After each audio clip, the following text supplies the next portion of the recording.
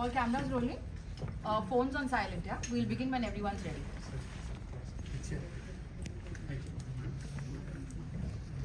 Ready?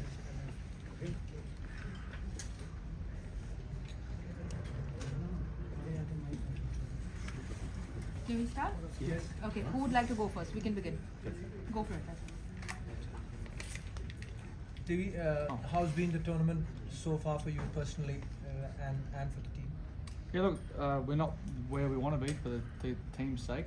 We'd like to win a few more games, but we've got to win the next remainders to obviously compete into the final. So for us, it's about doing as best as we can.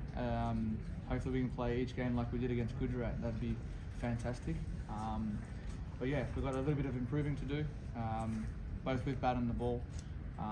But yeah, if we can minimise the totals would be great. And then if we bat first, try and put a big total on the board and defend it.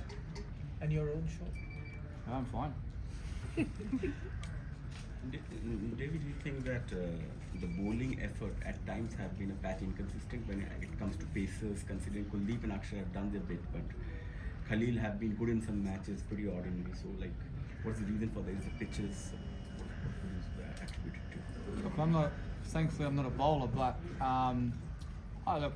personally, when you're out there in the field, I think sometimes that not specific bowlers, but they're just missing their target a little bit. It's execution. Cannot fault the way the guys are training and preparing. It's just sometimes in the games that the execution isn't there, and we know when we take wickets up front and early, we're a very dangerous bowling attack, and we've got a very good bowling attack.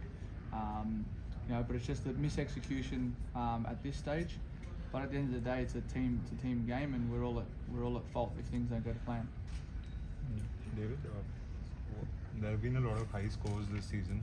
What has been your assessment of why we are seeing so many high scores, and the way Travis and Jake Fraser, Megha, the way these guys have been batting? If you could also talk about maybe Australia's chances looking ahead to the T20 World Cup.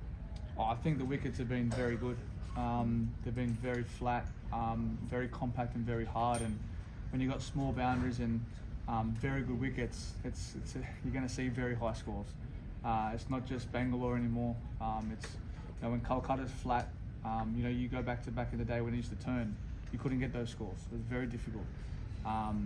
You look at our venue last year. I think there was only one game that was over 200. I think it was, but the square is so good. Hyderabad's always been a very good surface. So when you get good surfaces with small boundaries and very good players, you're going to see high totals. And it's hard for the bowlers because, as a bowler, if you pitch the ball up, goes back over your head, what are you thinking? So it's hard, especially the first six. But I think what you were just saying before, the mentality with batters at the moment, when you get off to a good start and you do have good wickets, you can keep going. You can keep going for 15, 16, 17 overs, So when you get off to a start, like say, I use Sunrise because they scored, I think 3 or 4 200 plus totals. When you off to a start of 80, 90 in the first six, and you've got that, the artillery there waiting, Klashan and Markram and Samad, these guys to finish, there's no reason why you can't get that total, right? We've got the same in our batting lineup. We can do the same thing. Other teams can do the same thing. But it's about getting off to a good start and actually playing with freedom and not having that fear of getting out. And that's how we play. The Australians approached it the last 2 years. You look at the one-day stuff, we did the same thing. We got 10 overs. Why not try and get 150? When the wickets are very good, you've got to try and capitalise. My question from you is, 2 youngsters from your side that have impressed you the most in this season? 2 youngsters? Yeah. Well, Jake's been very good. We know he's always had the talent.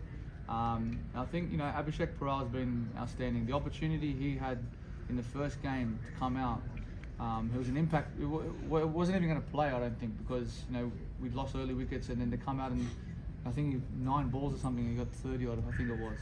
That, can change the game. And then we saw the other day, he played very well. I think he's going to be a very good player. David, if you could talk about the evolution of T20 batting, because when you burst into the scene, you were there, Virendra Sehwag was there. Now when you see the guys like Jake or the way Travis is batting or Abhishek Sharma has batted, do you think over the years now that that time has gone that you need an anchor in the T20 cricket. It has gone. That you have to maximize the entire 20 overs. It's not just about the power play. Look, it's hard to comment on those things when the wickets are so good. So, you know, you're not going to need an anchor if the wickets are like concrete. You know, they're not turning, they're not doing anything, right? So, when you come up against those wickets, like I even look back at Chennai's wicket. You know, Chennai back in the day, it was very difficult to bat on. You know, if teams got 160, 170, you're praying the dew was coming very fast. So at the moment, with the wickets that are being produced, that are very good, you know, you're going to see very high scores. And I've always said it, if you got conducive wickets, the best bowlers will get the best batters in the world out. You know, and that's specifically like Test match cricket. And when it comes to one-day cricket, if their wickets are flat, the batters are going to, you know, they're going to take down the bowlers. And because the other thing as well is the balls, they're trying to improve the balls. The lacquer's staying on there longer, right? So the ball's not getting chewed up. So then it won't spin, it won't hold in the wicket. So you're going to see very high scores. And that's why I think with the impact player, it brings in the sixth bowler. You know, that's as a batsman, it's like, okay, I've got 6 very good bowlers. Takes the all-rounder out, right? So that's the other side of it. And you've got 8 batsmen. Like, so, you know, it could be one day just all batters and then just all bowlers, and then you'll see probably 300 plus. I David. have a question over here. Like, since we're talking, take a cue from his question about the good wickets. So would you say, like, since it's just within a week, there's a T20 World Cup happening after IPL ends. So will performances in IPL and the performances in these conditions be an indicator to what we can expect in CPL, like in the Caribbean, where there has been a CPL, the wickets are considered to be similar to what we find in the subcontinent. So do you think that form over here could be an indicator for the World T20s, or it could be a bit different? I think they're going to be slower and they're going to turn a bit. I don't think they're going to be as compact as they are here. You know, I've played a lot of cricket over there. I've played in the CPL. The wickets tend to get a little bit lower and slower. Even when we played there in 2010 World Cup, the wickets, they weren't high scoring wickets. You know, and that's when you did need the anchor.